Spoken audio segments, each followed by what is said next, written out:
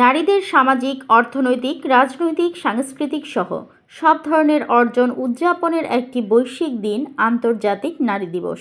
বিশ্বজুড়ে 8ই মার্চ পালিত হচ্ছে দিবসটি।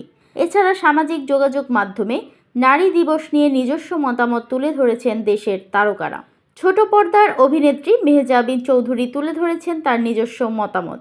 একটি ভিডিও শেয়ার করে মেহজাবিন লিখেছেন, সমাজের চোখে সেরা হবার জন্য আমরা নারীরা প্রায়ই ভুলে যাই আমরা প্রত্যেকেই কোনো না কোনো দিক দিয়ে আলাদা, আর তাই অন্যের কাছে সেরা হবার চেষ্টা না করে আমাদের উচিত নিজেদের স্বতন্ত্র সত্তা আবিষ্কার করা। এই সত্তাই আমাদের জীবনের দৌড়ে সামনের সারিতে এগিয়ে নিয়ে যাবে।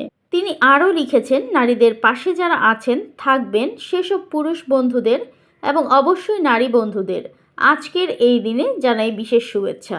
প্রসঙ্গত, গত শতকের 70-এর দশকের মাঝামাঝি জাতিসংঘের স্বীকৃতি দিবসটি। এই স্বীকৃতির মধ্য দিয়ে আন্তর্জাতিক নারী দিবস বিশ্বরূপ পায়। দৈনিক আজকের বাংলা .net